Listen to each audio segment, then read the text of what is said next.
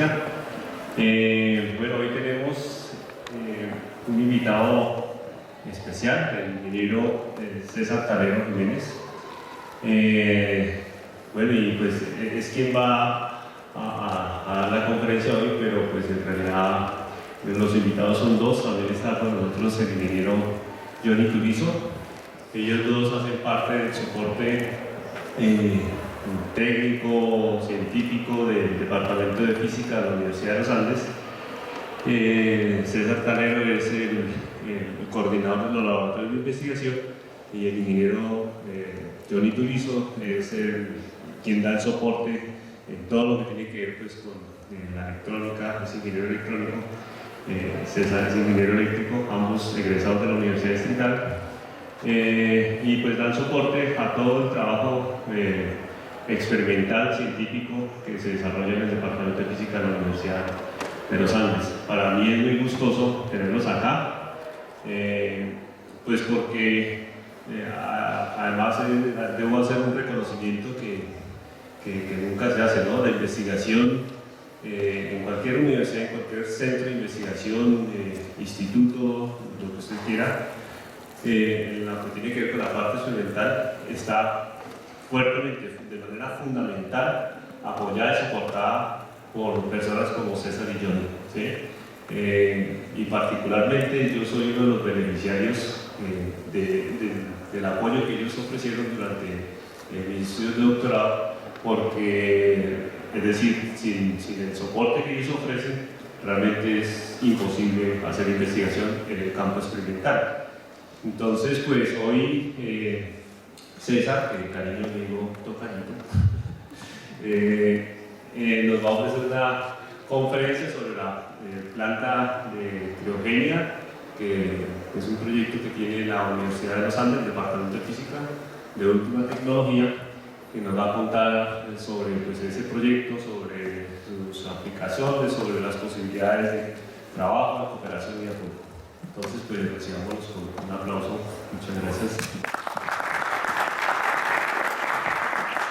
Sí. Bueno, muchas gracias por la invitación. Agradecerle al profesor César Herreño que nos ha permitido hacer partícipe pues el día de hoy y estar aquí en este coloquio, en esta charla, y poderles contar un poquito aparte pues, de la parte de investigación que se realiza básicamente en física experimental de materia condensada. El tema pues, son licuefactores y el mundo experimental de la materia condensada. Vamos a tratar dos licuefactores, licuefactor de nitrógeno y un licuefactor de helio. Vamos a empezar vamos a pasar por la reseña histórica y de dónde viene pues, todo este tema experimental y de dónde nace. Básicamente pues, nace con un físico holandés, Kemer Lyon, PhD en física en el año de 1978, quien realiza sus estudios de doctorado y se interesa principalmente en esta parte de los gases, en todas estas propiedades a bajas temperaturas. Y hacia el año de 1882 empieza a hacer experimentación en la parte de materia condensada. Y en el año de 1908, por primera vez en la historia del mundo, se logra licuar helio. Helio con temperaturas aproximadas al cero absoluto. Hablamos de temperaturas de 4 Kelvin. ¿Qué pasó con esto?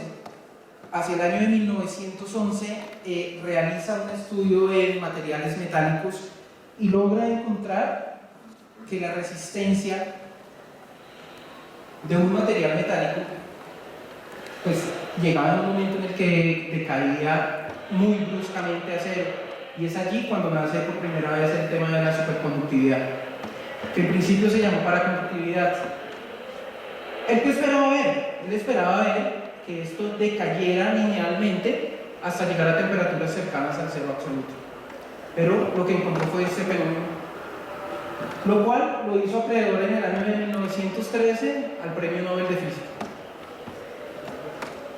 Posteriormente, luego de la muerte de Kemer Lyon, hacia el año de 1933, dos grandes científicos, Meitner y Oeschenfeld, empiezan a investigar en este tema y a ver qué era lo que sucedía con estos superconductores.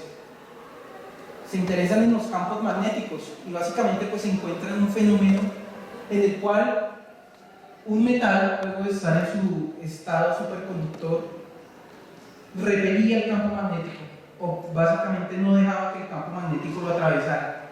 Y esto fue lo que se conoció como, o se conoce actualmente como el famoso efecto Meissner. Y eso es lo que sucede. Entonces, líneas de campo magnético que no dejaban atravesar el material superconductor. Hacia el año de 1950, Feynman, un gran científico, pues hace una declaración considerable, apreciable. Habla que la superconductividad es el problema teórico más importante de la época. Y importante, ¿por qué? Porque pues era algo que no se entendía y este fenómeno cuántico no se entendía. En él estuvieron trabajando grandes científicos como Einstein, Bohr, Heisenberg, Feynman, sin lograr encontrar resultados o sin lograr encontrar de pronto algo que explicara la superconductividad y qué era lo que pasaba pues, en estos materiales. En 1950 también Ginzburg y Landau descubren algo, o sea, esta teoría los lleva pues, a sacar unas ecuaciones, básicamente eran unas transiciones de fase que se conocen como la teoría general de Landau de las transiciones de fase, lo cual nuevamente en el año de 1962 lo hace acreedor a un premio Nobel. Más tarde, pues, se logró demostrar con esta teoría, al igual de Ginzburg y Landau, y nace otra teoría muy apreciable que es pues, la teoría de ellos y la teoría BCS, es lo que explica básicamente algunos de los fenómenos de la superconductividad. Estos tres señores, Barden, Cooper y Schiffer, desarrollan la teoría BCS y explican parte de lo que Ginzburg y Landau habían hecho pues, en su época. Y de aquí nace algo muy importante para la superconductividad, que son los famosos pares de Cooper. Yo pienso que hemos escuchado hablar probablemente en muchas ocasiones de estos pares de Cooper, y eso lo que decía era que para dos electrones era mucho más fácil viajar juntos. Entonces, pues aquí había como digamos una explicación que decía, bueno, ¿cómo es posible que dos electrones se pudieran pegar y fueran pues, más fácil viajar juntos? Y eso es lo que explicaba básicamente la teoría BCS, y hacia el año de 1972 acreedor a otro premio Nobel. O sea, como vemos, esto pues, fue muy importante porque cada descubrimiento, cada avance los hacía acreedores pues, digamos, a los premios pues, más importantes de la física que se veían en la época. Posteriormente, hacia el año de 1986, pues, cuando la mayoría de científicos habían estudiado pues, digamos, las propiedades y licuar helio era algo que no era sencillo. Se logró pues, hace 100 años y adicionalmente pues es muy costoso y aún hoy en día sigue siendo muy costoso. Entonces, para esta época, Alex Müller y Jules Verne empezaron a trabajar y descubrieron, ya digamos no trabajaban con sus materiales mecánicos, trabajaban con unos compuestos o con unas aleaciones. Y es por la primera vez más o menos que se avanza en 40 años y logran encontrar temperaturas de transición superiores a los 30 Kelvin. Entonces, ¿qué quería decir esta temperatura de transición? Era una temperatura en la cual pues el material cambiaba de su estado resistivo a un estado superconductor. Posteriormente, gracias a este avance, pues descubren en una aleación de lantano, bario, cobre y oxígeno. En el año de 1987, el científico Paul Chan hace otro descubrimiento y se trabaja con una cerámica superconductora de óxido de itrio, bario y cobre. Y hay un gran salto y pues es una barrera que se rompe hacia el año de 1987 cuando logra encontrar en estas cerámicas unas temperaturas de transición superiores a los 93 Kelvin. ¿Esto qué quería decir? Pues lo ideal es que los superconductores a temperatura ambiente pues sean esos, superconductores. ¿Y qué es un superconductor? Pues básicamente el elemento que puede hacer un transporte de corriente con resistencia cero. Adicional pues de todos los fenómenos magnéticos que se logran con estos elementos. Y eso, en el año 1987, hace que en Nueva York se reúnan aproximadamente 1000 físicos y físicos de talla mundial a esperar este gran descubrimiento. Eso fue el 18 de marzo de 1987, cuando se logra romper esta barrera de los superconductores que por más de 30 años llegaron y lo único que habían logrado sobrepasar eran los 30 Kelvin. Bueno, aquí pues ya llegamos básicamente después de esta introducción. Les voy a hablar algo de los licuefactores de helio y de nitrógeno y de las máquinas que hacen posible licuar estos gases. Este es un licuefactor de helio, el que tenemos acá es un licuefactor de nitrógeno. Con estos dos elementos son los que hacemos posibles. Estas son fotos reales de los equipos que tenemos en la Universidad de los Andes, y con estos dos elementos es que se logran licuar estos gases. Bueno, una de las características, pues necesitamos el producto, ¿no? El producto para sacar de dónde obtenemos este nitrógeno y de dónde obtenemos este helio. Necesitamos gases. Entonces, pues estos, digamos, serían como una de las principales características de estos dos elementos en estado gaseoso. Una de ellas es que sabemos que son gases incoloros, inodoros, los dos son desplazantes de oxígeno. Eso es algo que tenemos que tener muy presente cuando trabajamos en laboratorios de investigación y en laboratorios de materia condensada. Al ser desplazantes de oxígeno, pues como su nombre lo indica, desplaza el oxígeno y de un momento a otro, pues yo puedo entrar en un estado de inconsciencia, ¿no? Y aparte que son gases inertes, no son gases explosivos. Sus temperaturas de licuefacción, menos 195.8 grados centígrados o temperaturas aproximadas de 76 Kelvin para el nitrógeno. Para el helio nos encontramos temperaturas de menos 268.9 grados, 4 Kelvin. Eso fue lo que logró Kerbel-Linius en el año de 1911, por lo cual se hizo pues, acreedor al Premio Nobel de Física en el 1913, tal como les conté. ¿Qué tienen estos licuefactores?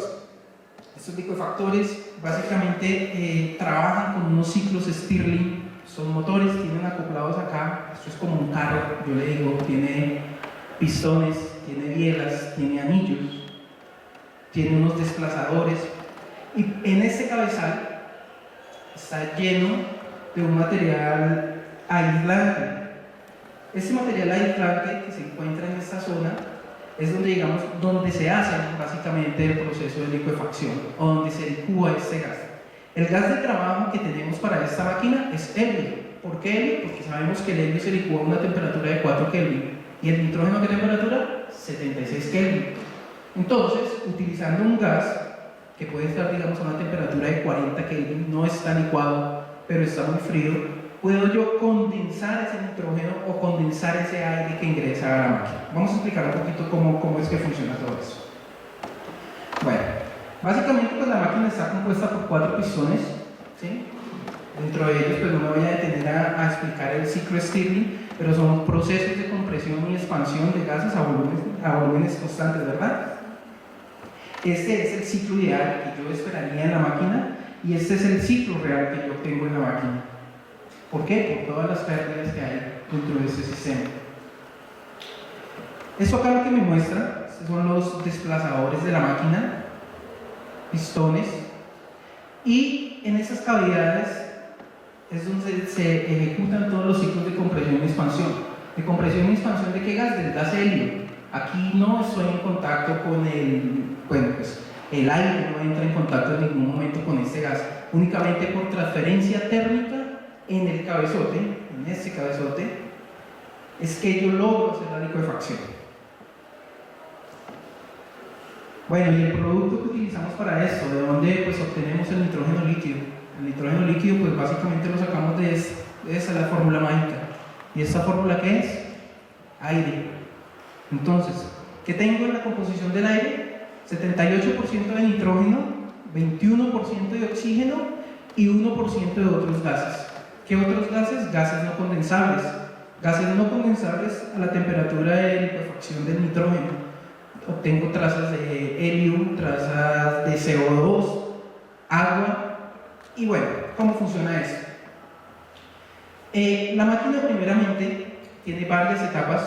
En mi primera etapa, acá hay digamos un filtro, el cual está compuesto por una sílica gel Cuando ingresa aire, ese aire que está ingresando a la máquina es previamente filtrado por esta sílica, entonces le está quitando humedad. Cuando le quita humedad, internamente el aire por acá empieza a pasar, empieza a circular por este cabezote y entramos en la primera etapa, que es una etapa de inicialización de la máquina.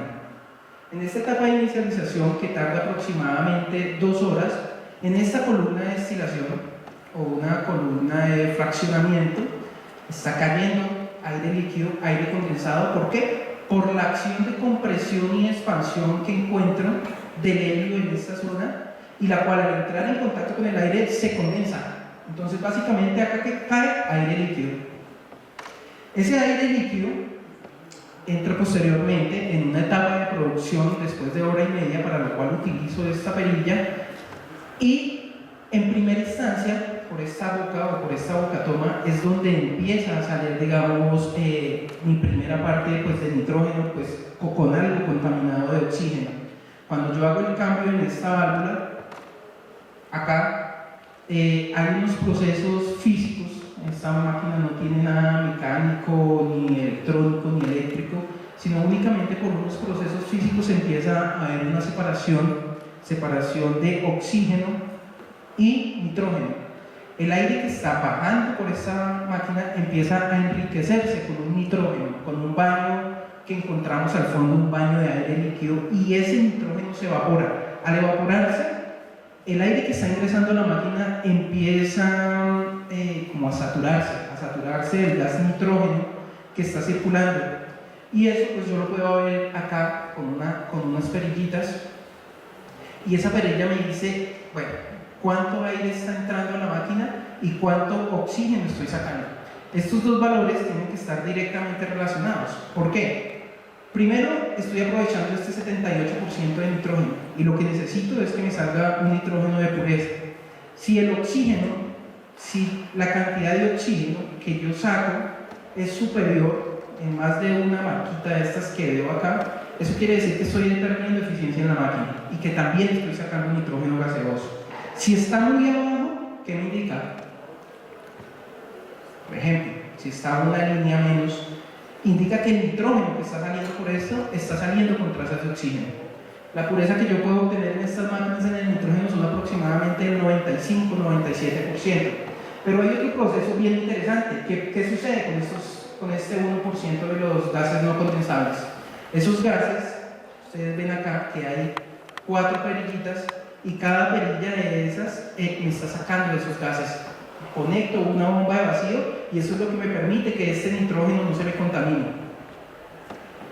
Algo muy importante que sucede en esta parte, o en este filtro, es que cuando la máquina está en mi proceso de inicialización o en mi proceso de arranque, todo el tiempo está entrando aire, porque eso es lo que yo necesito para mi máquina, para sacar mi nitrógeno líquido. Pero cuando ya entro en el proceso de producción, hago un cambio en esa válvula, y ese cambio lo que me permite es ahora exhalar ese oxígeno. Este oxígeno lo boto al ambiente nuevamente, y ese oxígeno es lo que me regenera esta sílica gel que en principio fue pues, saturada con la humedad del aire que estaba ingresando. Entonces pues, esta sílica gel no la tengo que cambiar, porque en estos dos procesos esta sílica se está regenerando automáticamente. ¿Y qué le está regenerando? El oxígeno que exhala. Bueno, cuando trabajamos en la parte experimental tenemos varios inconvenientes, y uno de ellos es la altura a la cual se encuentra Bogotá, aproximadamente 2.600 metros. Tenemos que hacer correcciones en la máquina por muchas cosas. Correcciones por la presión de trabajo de la máquina. Como les dije al principio, el gas de trabajo de la máquina es gas helio, que se presuriza 20 bares, aproximadamente unas 300 psi. Esta máquina también requiere un sistema de refrigeración, porque lógicamente para bajar la temperatura necesito sacar esa temperatura con algo, y para eso utilizo agua. ¿Qué flujo necesito? Aproximadamente 4.000 litros por hora de agua, 4 metros cúbicos por hora de agua. Entonces tenemos un sistema de recirculación en ciclo cerrado con una torre de refrigeración, que es lo que me permite pues no botar esa agua. La temperatura o el volumen, la humedad, es algo muy considerable también en esta parte, y lo que les había hablado, la altura. Esta máquina está, pues digamos, las pruebas que se hicieron a nivel del mar, básicamente para hacer una producción entre 27 y 30 litros por hora. Aquí en Bogotá obtenemos 20 litros y nos da, pues, digamos, las pérdidas, pero las pérdidas es por todas estas correcciones que les comenté. Esta, pues, es la columna de destilación en su parte interna. Como les comenté, únicamente son procesos físicos que pasan con el aire líquido que cae, con los baños que se generan en la torre, con el aire que está ingresando a la máquina y que se está saturando del nitrógeno que se evapora, y con el oxígeno que está saliendo acá nuevamente por los tubos. Esta, digamos, es como la tabla. Pues pido disculpas, no se nota, pero pues les voy a contar. Cuando se trabaja con cualquier sistema criogénico, es muy importante trabajarlos en vacío. Lógicamente, si yo empiezo a enfriar un sistema o una cámara que necesita ser refrigerada, necesito sacarle el aire. ¿Por qué? Porque a medida que baja la temperatura, pues se nos va a congelar. En esta máquina hay un papel muy importante que juega, pues digamos acá, 3 etapas. Es una etapa de drenaje, es una etapa de descongelamiento y es una etapa de secado. ¿Qué pasa con todo eso? Lógicamente, pues cualquier sistema se satura. Esta máquina se satura. ¿Por qué se satura? Por la humedad que pueda quedar al interior. Pero adicionalmente, cuando el sistema está frío, internamente tiene una malla, y esa malla, al estar fría, también le sirve como una trampa. ¿Como una trampa para qué? Cuando yo hago circular el gas por medio, digamos, de una malla que está fría, quedan atrapadas las impurezas de agua y de CO2 que se puedan encontrar en el ambiente. Entonces, en esta primera etapa, una etapa de drenaje, son procesos que me pueden durar en la máquina aproximadamente 2 horas, en un proceso de secado unas 3 horas y en un proceso de descongelamiento 6 horas. ¿Cuándo hago un descongelamiento de la máquina? Cuando la máquina ha trabajado alrededor de 2 semanas y yo noto una disminución en la producción del nitrógeno líquido. Y pues esto es muy fácil de calcular. Coloco pues un termo, mido un termo de litro, mido en cuánto tiempo se está llenando, y pues es allí donde puedo mirar cuando la producción baja. Como pudieron ver al principio, esta es una foto real de un mantenimiento que realizamos en la máquina. Estos son los desplazadores. Acá en la parte superior es donde está el cabezal y es donde se realiza todo el proceso de compresión y expansión del helio. Acá tengo, pues, digamos, otra fotografía de uno de los, pues, mantenimientos realizados a este equipo. En Colombia, pues, básicamente, yo creo que hay 3-4 personas que pueden realizar un mantenimiento de esos. Estos de acá son los intercambiadores de calor, lo que le comentaba al principio, y es por aquí, por estas mangueras, donde ingresa y sale el agua caliente, el agua que ha permitido sacarle la temperatura al sistema. Esta es otra foto de mantenimiento. Aquí está el cabezal que les comentaba al principio, y ahora venimos, pues, trabajando en un proyecto muy interesante, que es un proyecto de liquefacción de helio. La Universidad de Los Andes, pues, es, digamos, la única universidad en Colombia que cuenta con un equipo de esta tecnología, y pues bueno, así como el agua trabajaba, digamos, en ciclo cerrado, aquí necesitamos también trabajar en ciclo cerrado.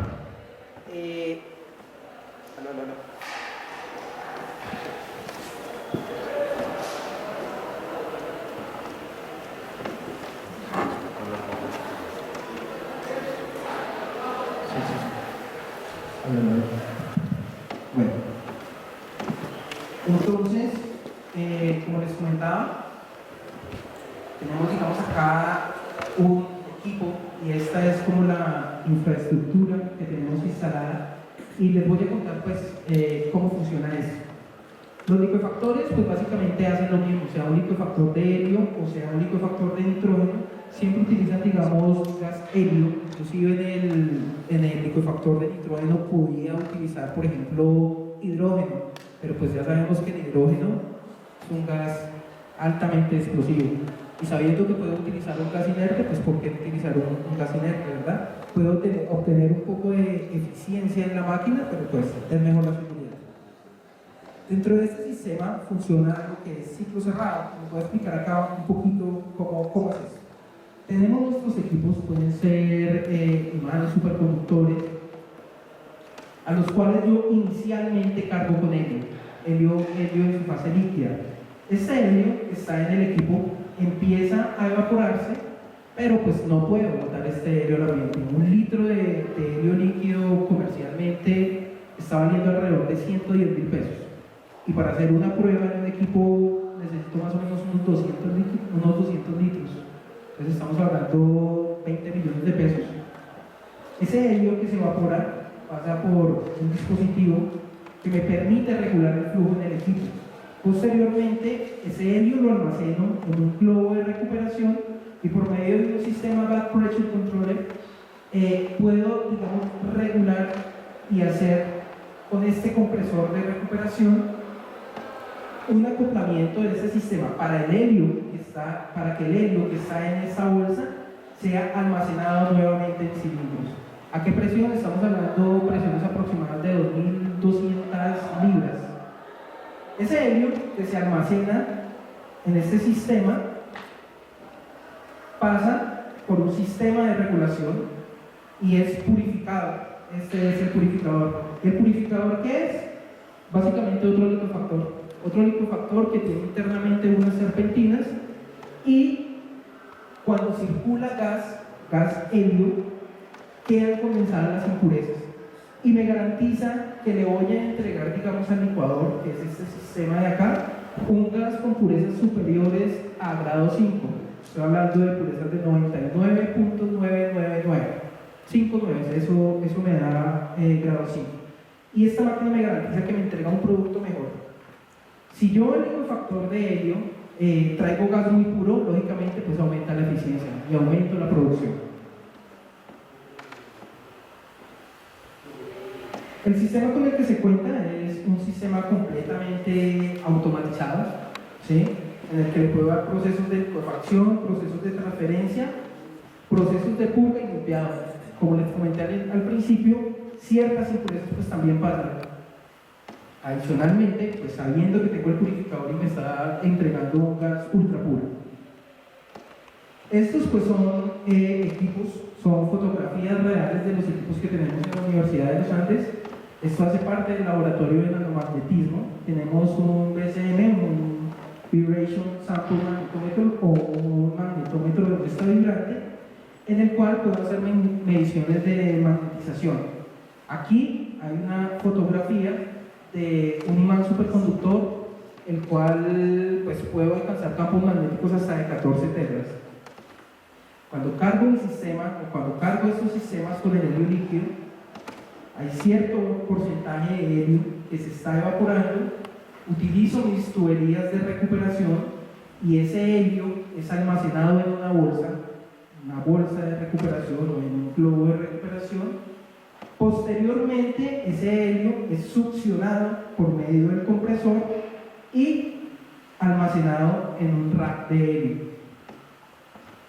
Pasa por el purificador de este sistema, de este rack, le bajo la presión con un regulador, paso de 2.200 libras aproximadamente a 30 libras de presión y es allí donde pasa al liquefactor y me permite operar el sistema en ciclo cerrado. Estoy disminuyendo las pérdidas aproximadamente en un 90%. Si yo no tuviese todo este sistema de ciclo cerrado, pues básicamente acá se cortaría todo, ¿verdad? Porque cargo mis equipos con helio y todo este gas se evapora, va al ambiente y se pierde. Pero pues tenemos este sistema que es lo que nos ayuda a recuperar el helio. Estos pues son las fotografías pues digamos el globo, ya cuando el compresor ha succionado todo el helio y lo ha almacenado nuevamente en unas botellas de recuperación, y este compresor tiene un panel táctil también con toda la seguridad y pues que me está indicando los tiempos de trabajo, la presión de entrada. Aquí está helio almacenado a muy baja presión. La presión que me registra en este momento son 0.2 libras y también le está mostrando la presión de descarga. ¿Qué es la presión de descarga? La presión de compresión en estos cilindros.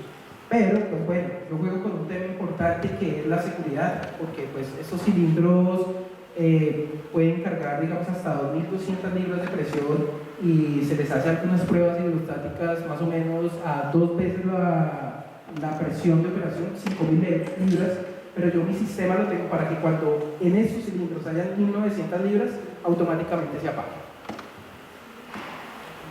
El sistema de purificación, pues, esta parte, lo que les comenté al principio, es una planta interna muy pequeñita que me permite condensar todas las impurezas que pasan por el helio. El licuefactor de helio, pues bueno, ¿de qué cosa? Acá tengo una gran ventaja que las voy a comentar más adelante. Básicamente aquí es donde se empieza en un dispositivo, en un cold head o en una cabeza fría, por la cual está ingresando y saliendo helio de un compresor, pues ese helio nunca se va a perder, ese helio únicamente, digamos, está acá en la máquina, y por otra entrada está el helio que necesita ser licuado. Entonces, para este caso, helio también nuevamente como gas de trabajo. Aquí me da, digamos, una indicación o una visualización que esta, digamos, pues sería como la parte más caliente y la parte más fría del licuefactor. Me muestra la entrada del gas o el flujo del gas, el volumen o la cantidad de litros que tengo dentro del licuefactor y adicionalmente una rata de licuefacción. Este sistema bueno, puede producir entre 35 y 40 litros de helio líquido por día. ¿Esto en qué está relacionado? Pues bueno, hay varias cosas. Tiene 3 modos de licuefacción, no es un modo lento, un modo medio y un modo rápido.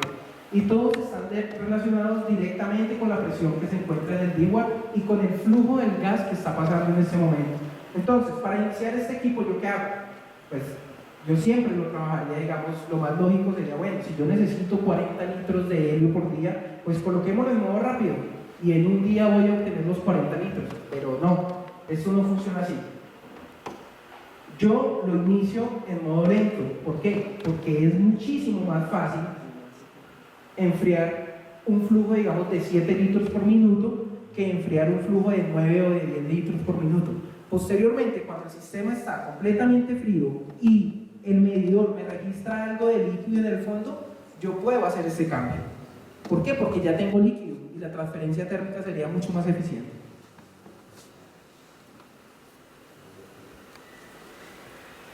El sistema pues también cuenta con unos modos de transferencia. Esto es un papel muy importante que juega, digamos, cuando yo hago transferencias de líquidos criogénicos. ¿Y es por qué? Porque, por ejemplo, cuando los equipos están calientes y yo les coloco algo frío, la evaporación va a ser muy grande. Entonces tiene 6 sistemas de transferencia y cada uno de ellos está relacionado directamente con una presión. Presiones desde 0.3 libras hasta 2 libras o 2 psi. Si yo tengo un sistema, por ejemplo, le paso 6 libras en presión, digamos, a un imán superconductor y el imán está caliente, se va a evaporar muchísimo gas. Prácticamente todo el líquido que yo estoy tratando de ingresar se va a evaporar. ¿Qué va a pasar con el globo de recuperación? Se va a saturar y el compresor no va a ser capaz de recoger todo este gas. ¿Aquí qué me toca hacer? Aliviar la presión de alguna manera, porque si no me va a estallar el globo. Entonces, lo ideal es trabajar en presiones bajas.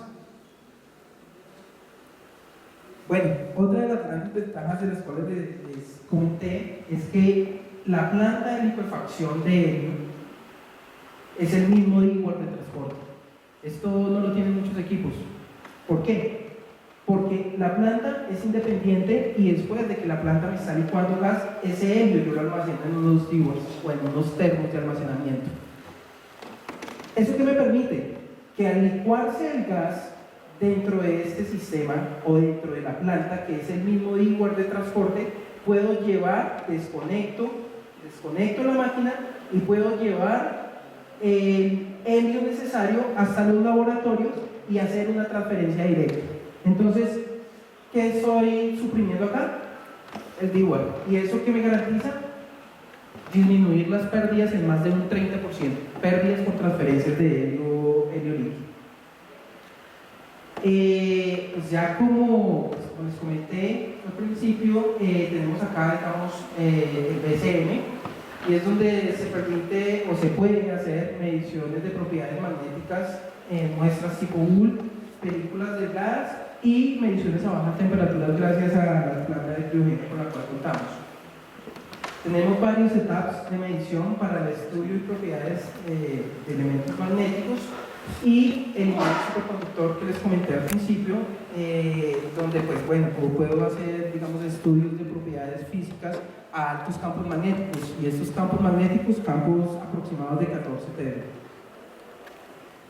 También tenemos digamos el laboratorio de preparación de muestras, donde podemos hacer cierta caracterización de diferentes materiales. Tenemos equipos para contactar muestras, para evaporar materiales, para hacer litografía óptica y unos microscopios que nos permiten, digamos, ver las imágenes y las muestras que se fabricaron y todo lo demás.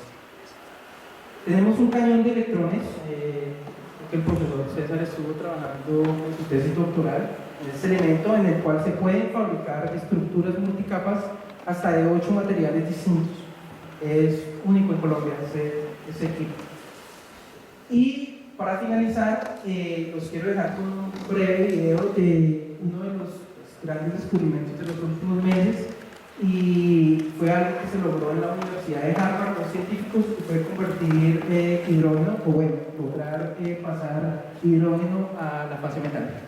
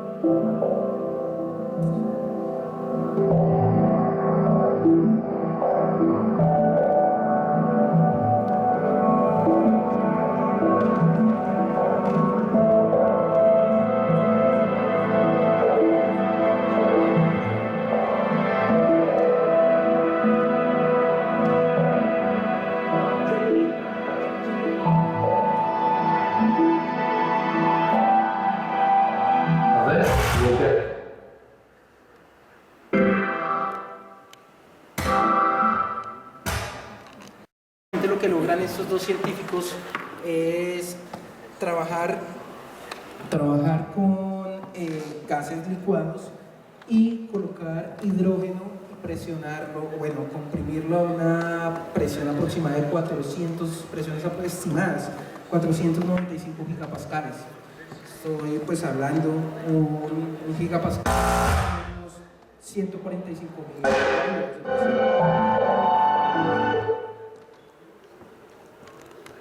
Si en algún momento yo pudiera tener ese hidrógeno, pues digamos a temperatura ambiente, sería un hidrógeno superconductor a temperatura ambiente, y básicamente, digamos, en el hecho de los computadores podría tener procesadores con velocidades de 50, velocidades de procesamiento de 50 veces más.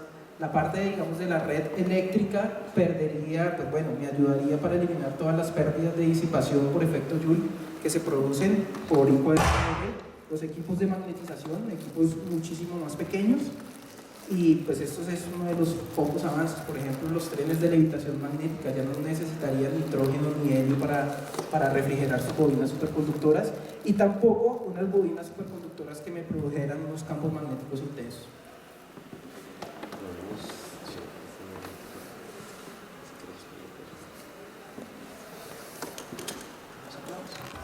Interesado, yo pienso que se puede buscar muy sencillo por YouTube y ver esta parte, digamos, de hidrógeno metálico.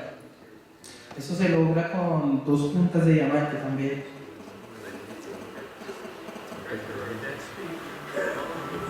Bueno, eso es todo. Muchas gracias. No sé si alguien tiene alguna pregunta, con mucho gusto.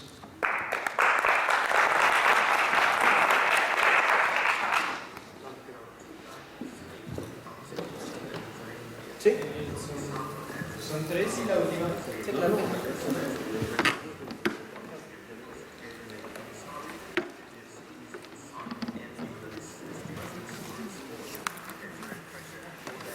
Buenas tardes, gracias por venir, es un gusto. Yo hace 8 meses estuve trabajando también con un proyecto de criogenización, más en la enseñanza. Soy de licenciatura en química. Entonces son 3 preguntas y cuarto, no sé, de pronto con el hidrógeno metálico que me surgió la duda. La primera son las aplicaciones en Colombia. ¿Qué aplicaciones se le está dando a estos gases liquefactados? El helio y el nitrógeno. La segunda, ¿cómo hacen para mantener el nitrógeno líquido? Porque eso alcanza, si no estoy mal, a temperaturas de 173 grados Celsius, ¿verdad? Entonces, digamos que entendí toda la transferencia, algo de la transferencia térmica, pero al salir, ¿cómo hacen para tenerlo ahí? Porque de alguna manera es inestable, ¿no? O puede congelar los materiales con que estén trabajando. Sí, muy bien. Y lo del hidrógeno metálico, entiendo pues que bueno, el hidrógeno es un gas, a presiones lo podemos volver líquido, pero ¿cómo es el paso de ese líquido a sólido? Eso es lo que de pronto no logro imaginar. Gracias. Bueno, miremos la primera. Bueno, pues la primera, las aplicaciones en Colombia, ¿verdad? Cualquier sistema, digamos, por ejemplo, de investigación, imanes superconductores, tienen bobinas superconductoras para lograr campos magnéticos intensos. Únicamente, digamos, estas bobinas llegan a su estado superconductor con líquidos criogénicos como nitrógeno y helio, ¿verdad? En la parte de conservación de alimentos se utiliza bastante para pues, conservar alimentos. En la parte de inseminación también se utiliza para conservar las pajillas de toros que cuestan un dineral, dineros de más de $20.000, $30.000. En la parte de ingeniería, no sé si lo hacen acá en Colombia, pero por ejemplo cuando se encuentran en un túnel con una fuga de agua, colocan nitrógeno a esto para que congele esa agua y ellos puedan trabajar. ¿Qué otra parte le pudiera comentar acá en Colombia? Por ejemplo en pozos petroleros también se utiliza en refrigeración, por ejemplo en toda la parte de microscopía se utiliza para refrigerar la punta para lograr, por ejemplo en un SEM o en un TEM se utiliza para esto. En medicina se utiliza para, pues digamos, en un RMN o en un equipo de resonancia magnética. Con estos líquidos es con lo único que yo puedo lograr que, pues digamos, que estas bobinas entren en su estado superconductor y que, pues, se pueda analizar, digamos, pues el paciente, ¿verdad? Eso, pues, son unas así de las que se me vienen a la mente en el momento. ¿Listo?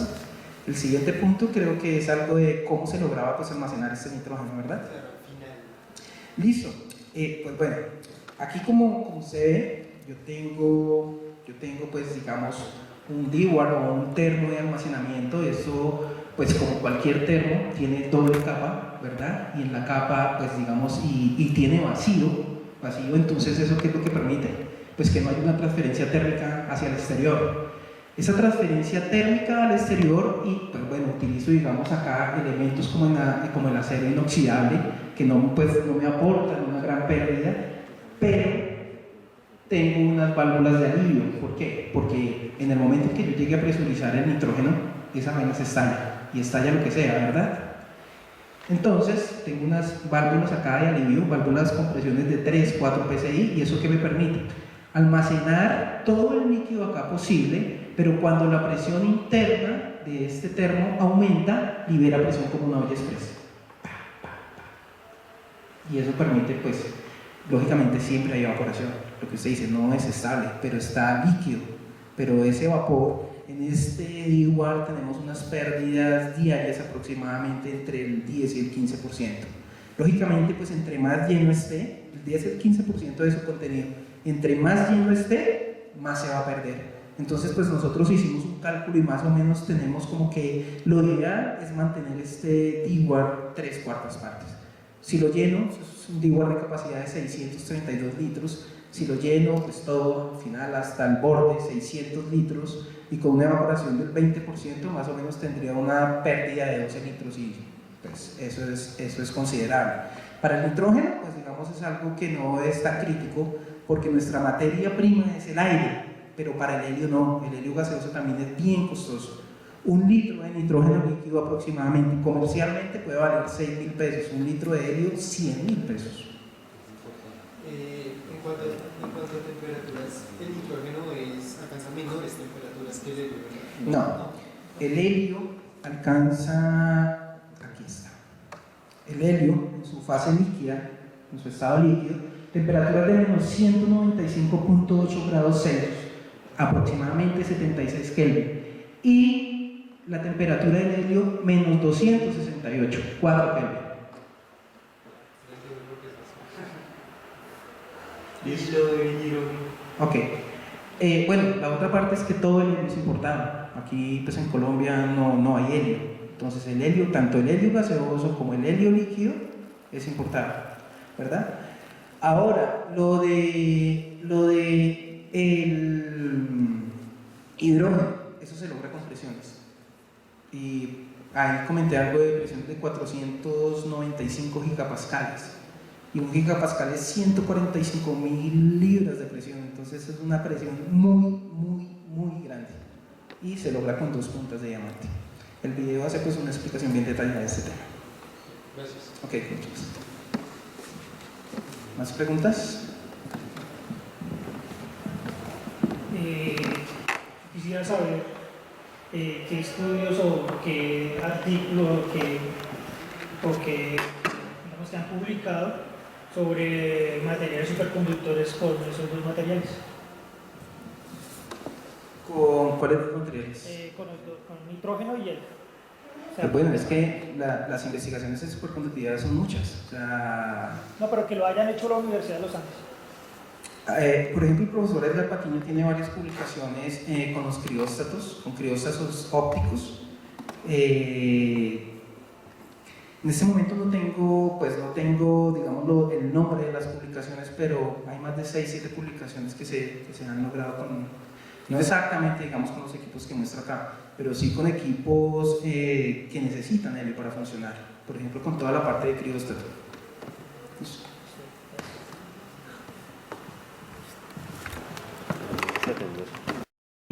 El coloquio de la próxima semana lo da el profesor Gabriel Ramírez, que es del grupo de nanomagnetismo, y tal vez nos cuente, nos dé una respuesta más amplia a la pregunta que acaba de hacer, porque pues, también trabaja con esos sistemas, el electroimán, el imán gigante que tienen allí, que es un imán superconductor, pues es de propiedad del equipo de investigación de él.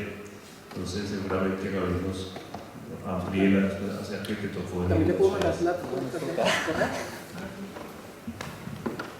Bueno, lo primero es que ahí respondiéndole a la primera pregunta del compañero de química, es que el nitrógeno líquido también es usado para una máquina que se llama overclocking, que básicamente es alterar el reloj interno de procesadores, pero eso también genera pues, básicamente mucha temperatura. Lo que hacen ahí es colocar el nitrógeno líquido y pues enfriar el procesador, básicamente para tener mejores rendimientos. La segunda pregunta era si podría repetirme las aplicaciones o las nuevas tecnologías que traería el hidrógeno metálico. Okay.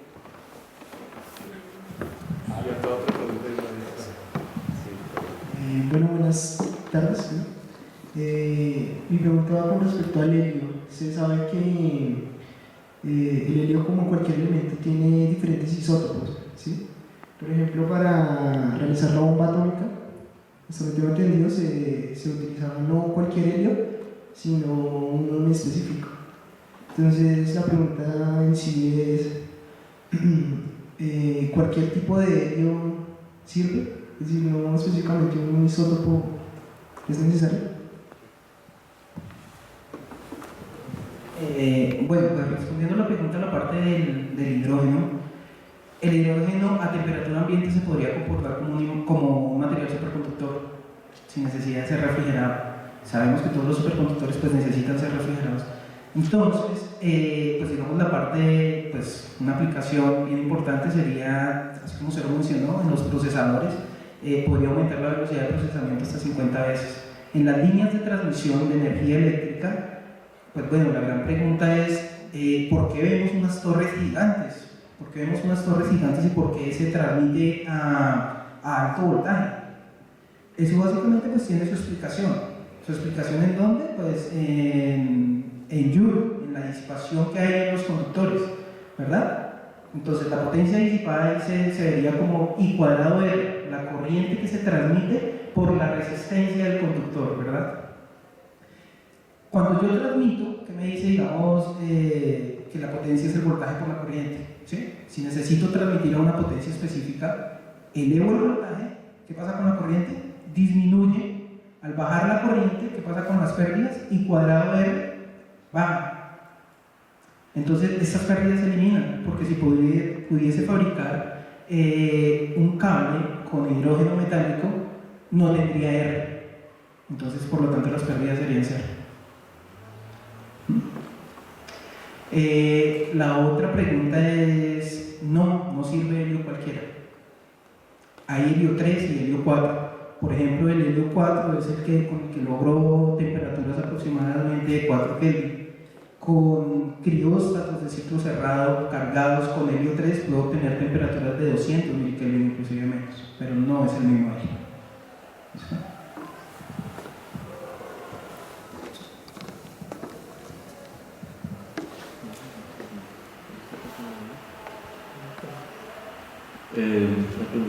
¿Qué helio utiliza el DIGWAT que tiene unos años? El que utiliza la máquina de vacío. El que entra el gas de trabajo del liquefactor. ¿El gas de trabajo? Sí, que Es helio 4. es helio 4. Helio inclusive puedo utilizar en helio industrial. No necesito helio de alta pureza AP, que es grado 4.5, o sea, pureza de 4.99, perdón, 4.995. Puedo utilizar helio industrial, un helio que no está certificado, porque al ser gas de trabajo no entra en contacto con, digamos, con el nitrógeno. Únicamente se utiliza como gas de trabajo para enfriar el sistema y hacer la transferencia térmica, pero el contacto no hay. Una pregunta. ¿Sí? ¿La Universidad de los Andes distribuye o vende el helio líquido o el nitrógeno líquido? Pues bueno, nitrógeno líquido, primero que todo somos una entidad sin ánimo de lucro. No, la respuesta es no. Distribuimos a toda la universidad, ¿sí? Le damos a nitrógeno a medicina, le damos nitrógeno a química, al microscopio electrónico. Y en cuanto a helio, pues eso no sería, digamos, negocio, ¿verdad? Porque usted sabe que digamos, cuando se transporta el helio hay pues evaporación, y esta evaporación se va al ambiente. Entonces nada sacaríamos licuándolo, que se evapore, y luego vendiéndolo. ¿Listo? Sí.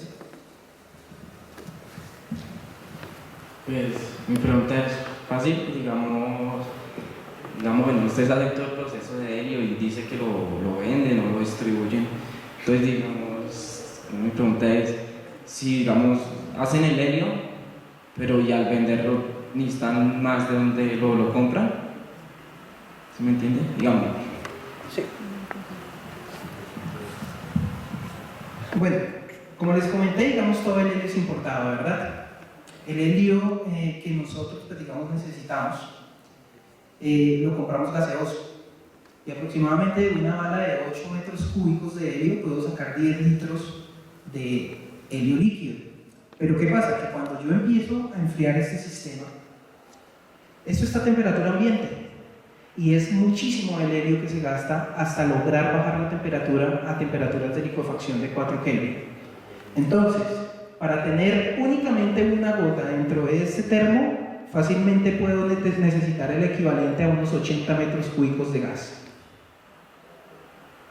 ¿Listo? No lo vendemos. ¿Más preguntas? Sí.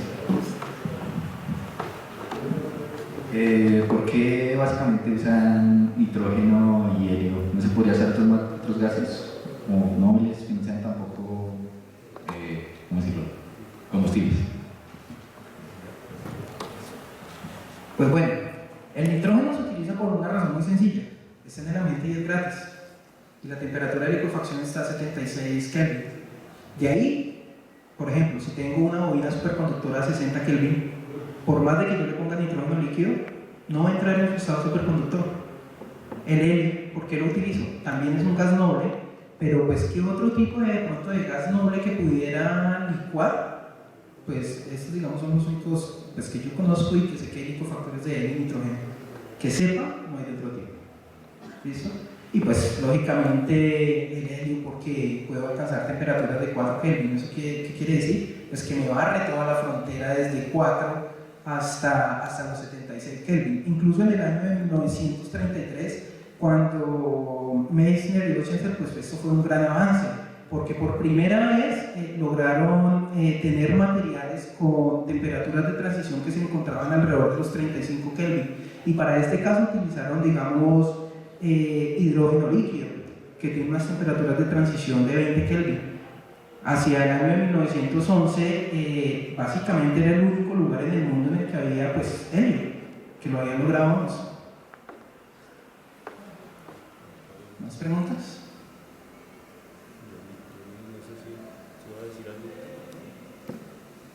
Bueno, muchas gracias.